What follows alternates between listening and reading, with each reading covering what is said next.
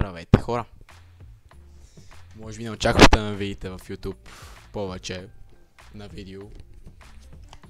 Но ето ме, след моята 2 годишна пауза от последното ми видео, аз съм отново тук.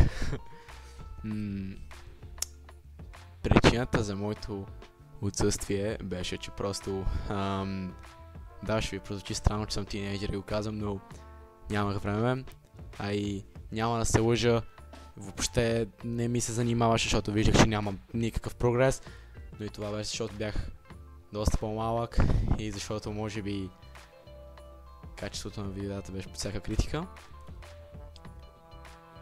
Това обаче не беше край, както виждате, беше ново начало, защото вече не съм Векси.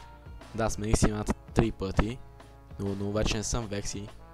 Вече съм испанеца. Защо съм испанеца?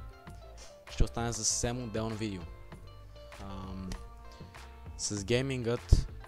Да, реално аз трябваше да кажа първо, че отново започвам да снимам видеа. Ще се пробвам да съм редовен. Ще се пробвам да бъдат добре направени видеята, обработени и всякакви други екстри работи, сеща се.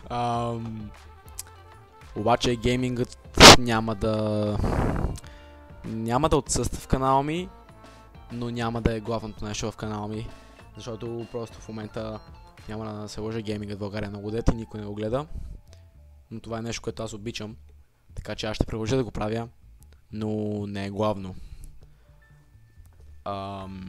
Може би сега ще се гледа видеята повече, защото съм по-пораснал, по-променен, може би от преди 2 години. И със сигурност ще се пробвам да бъда доста по-редовен. И само да ви кажа, това видео е направено без сценарий. Тези неща в момента аз ги изричам от моята уста, току-що измислени, и казвам ви това, което аз искам да ви кажа и това, което чувствам. Мисля да се върна към YouTube, пък и да няма успех. Някой ден може и да има. Подготвил съм много интересни неща. Според мен ще намерих програма, с която мога да обработвам по-добре видеята, защото ако не знаете, обработвах на CapCut на компютър. Да, и аз обработвах 2-3 видеа максимум да съм обработил на CapCut. Ще бъдат доста по-интересни според мен и се надявам да ви харесат. Не съм бил, както може би доста от вас знаете, не съм бил неактивен за всички тези 2 години. Нали, насякъде не съм бил изчезнал напълно от интернет, но бях изчезнал за година и половина, примерно.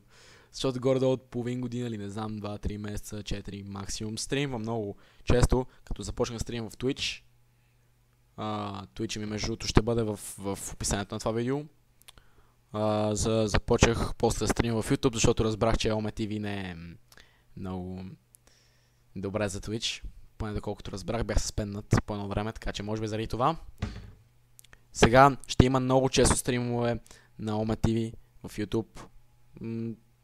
Казвам ви, ще бъда доста редовен на тема стримове. И също ще се пробвам да бъда максимално колкото мога редовен в моите видеоклипчета в YouTube.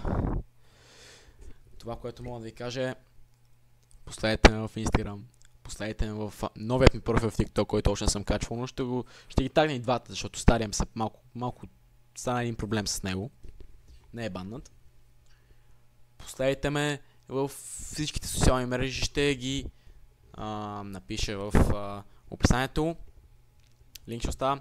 И най-вече се абонирайте за канала, за да продължавам да снимам видеа и да не се откажа пак след 20 видеа. И така, пожелавам ви лека вечер, лек ден, зависи кога гледате това, лека нощ може би. И ай, чао!